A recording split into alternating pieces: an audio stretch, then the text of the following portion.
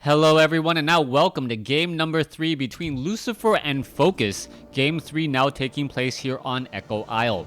Over here on the top left hand side of the map we have Lucifer spawning as the gray undead. Meanwhile, over here on the top right we have Focus spawning as the yellow orc.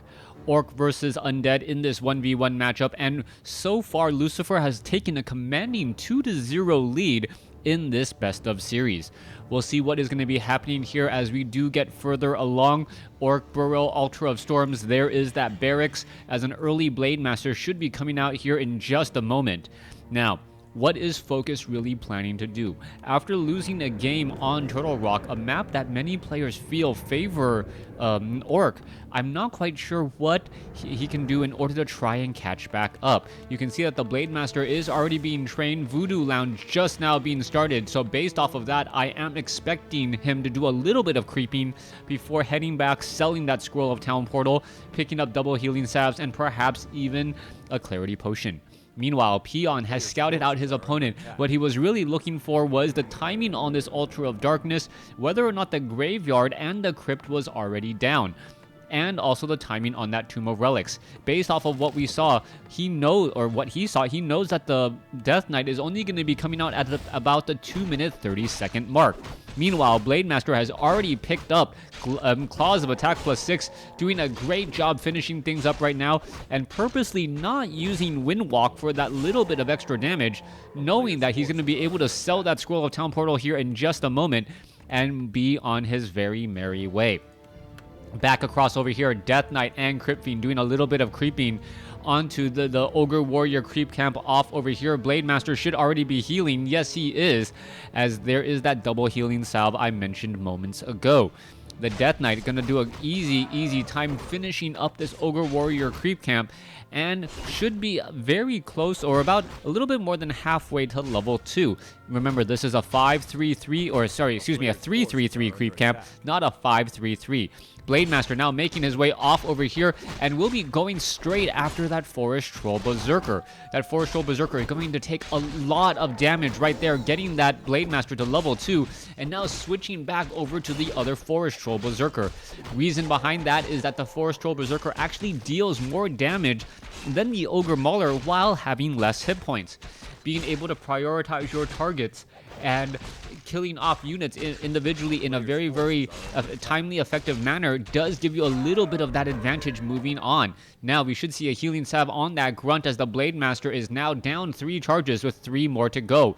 Death Knight off over here. Blade Master is nearby, has those boots of speed, and will be able to at least get 1 hit off onto that Death Knight. Now, let's see what's going to be happening off over here, as the Death Knight still trying to get away. He does have Claws of Attack +6, even though that is not being used right now, as that Blade Master is just looking to do a little bit of harassment damage here. Alright, meanwhile, away from the action, you can see a Blade Master with the illusion tanking significant damage. This is actually a very nice call. A lot of foresight to activate the Wand of Illusion early on, so that that Blade Master can, well, the illusionary Blade Master can actually tank some of that damage. Alright, it doesn't look like that illusion is taking that much damage any longer, as the Ogre Magi will end up falling. Death Knight, Blade Master needs to hurry. He needs to Windwalk his way back down over here if he wants to get that item. And let's take a look. Death Knight is off over here, and that Death Knight is going to be taking a little bit of damage since he has been chased significantly throughout this matchup. Alright, Death Knight now down to 203 hit points. Blade Master is now running away. The Ogre Magi was purposely pulled away here, as the Death Knight will be able to finish it off and pick up the item. The item being a Circlet of Nobility, and a little bit of smart play by Lucifer to know that he was getting a bit head faked. Meanwhile, Death Knight gonna go ahead and clear up the rest of this Murloc creep camp with the help of those Crypt Fiends, as teching the tier 2 is already completed.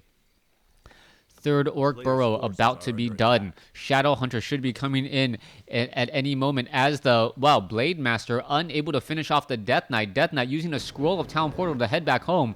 Little does he know that that Blade Master, well, nope, it does not look like he's going to be chasing after him and trying to get and finish off that Death Knight inside his own base. Even though there is no Nerubian Tower, that Blade Master, or the Death Knight, purposely hiding himself deep inside that base to try and protect him. The fear of a Blade Master always nearby does cause a bit of problems, as that Wand of Illusion Blade Master going to quickly disappear, as we now see the Blade Master finishing off the Ogre Magi. Oh! Wait. Wow, the Death Knight did get the experience. Skeletal Minion getting the last hit right there, giving the Death Knight level 3 off of the level 5 Ogre Magi kill. Extremely lucky for Lucifer, as this series seems to be going his way. Yeah, the chances of that happening very low. The Death Knight now looking to finish off the rest of this creep camp here. Meanwhile, Skeletal Minion inside the base here looking to get a little bit more experience. Not going to be able to do so, as the Shadow Hunter now joins in on the fight. Raiders now getting added in as well. And are we seeing dual? Well, no, we are seeing Raiders and Spirit Walkers once more. I'll say it once and I'll say it again. I really feel as though Orc players should really be getting away from the Spirit Walkers in that Undead matchup because of how powerful those destroyers are. Not only do they completely mitigate any sort of spirit link, it also allows them to deal additional damage and deal that extra bit of splash damage as well. So always very scary in that situation, as the Grunts now coming inside here to finish off the Renegade Wizard creep camp. Shadow Hunter will get to level 2. Meanwhile, Blade Master comes around, does a little bit of harassing.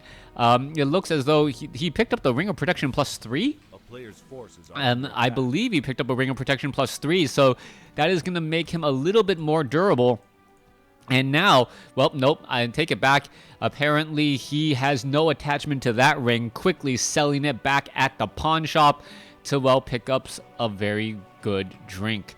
That sounds like a very bad joke, pawning your ring in order to get a drink somewhere, but that's exactly what happened with that Blade Master. Blade Master now coming across over here. Well, I guess he didn't pawn it. He sold it. He's not going to return back. Anyways, Blade Master now going after the ghouls off over here. Going to be able to get a little bit of harassment onto them, but not going to be able to do very much. Even that Acolyte is just out of range there as that Blade Master, oh, nope, he is going to be able to finish off that Acolyte. One Acolyte kill right there as it does back off. Meanwhile, the Death Knight is coming back over. We should be seeing another Acolyte being trained up at any given moment, as the Blade Master does appear to back off here. Shadow Hunter should be getting closer and closer to 3. Has a Pure Up of Vitality, and with that, it will be that much more difficult to try and take him down. Shadow Hunter, I understand the want and desire for Spirit Link, since Healing Wave works so much better when you do have Spirit Link, but that window of opportunity is as long as your opponent does not have destroyers. So there's going to be about a 2-minute window of opportunity here where the Shadow Hunter and Spirit Walkers and Raiders are going to have to try and get an unsurmountable lead over his opponent. Meanwhile, in the previous games, we've seen Lucifer go to the tavern and pick up a Dark Ranger for silence. Will we be seeing that once more? That is going to be the big question here. The Death Knight now making its way over. It looks like no, Pit Lord. Pit Lord going to be the hero of choice. And the Pit Lord is, well, I've heard the Pit Lord described as cute. Thank you, Bunny from WCReplays.net from so many years ago, or Jay-Z as well, calling the Pit Lord cute. I think they're actually both Blizzard employees now. Anyways, let's go ahead and make our way back into here. Pit Lord gonna finish off this Murloc creep camp here. It is gonna be a tier 2 tome was dropped. I'm not quite sure what was dropped in this particular instance. It does not look like well, I can't even figure out who picked it up, but yes, a tier 2 tome was dropped there, as we now see the Kodo Beast making a move forward.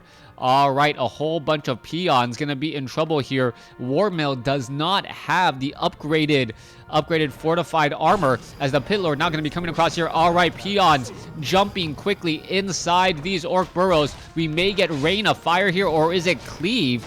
I cannot really tell. Don't know the animation all that well, as the damage is just getting repaired constantly. All right, more units need to jump inside a different orc burrow here to try and add in some of that damage. A Frost Nova Focus was not paying attention. Meanwhile, his attention is off over here, and it looks like he's going to be able to finish off a Black Citadel. One Black Citadel now down.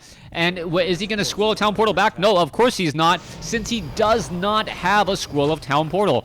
All right, this is going into a bit of a base race, but Orc Burrows are very, very much vulnerable to piercing damage and also, even more so, the Destroyer's magic damage. Kotobeast now joining in on the fight. 49/10 compared to 46/40. The difference is that, well, no one is really going to be able to mine gold any longer, as the Blade Master now showing up to the party. All right, Death Coil saving a Crypt Fiend, a quick ensnare, now a quick burrow. No Dust of Appearance to be had. Wait, no, Dust, it looks like, yes, there was Dust of Appearance. So it looks like, yes, one Crypt Fiend will get taken down. Still more damage to be had here. Kotobeast continuing to engage. Pit Lord's trying to engage off over here. Meanwhile, the Death Knight does not have a Scroll of Town Portal. That was sold earlier, as the Kotobeast, one of them very low on hit points, but is still digesting a Crypt Fiend. All right, a beautiful save there, buying some critical time. There is Howl of Terror. Howl of Terror is being used, and then it is it going to just be debuffed off of the Destroyer? But no, the Destroyer decides not to debuff it, even though it could have healed up a significant portion of that damage. Kotobeast still engaging. Off over here, Death Coil saving the Lich. A Frost Armor again. There's another Howl of Terror, as a Kotobeast is still slowly chewing down on a Ghoul.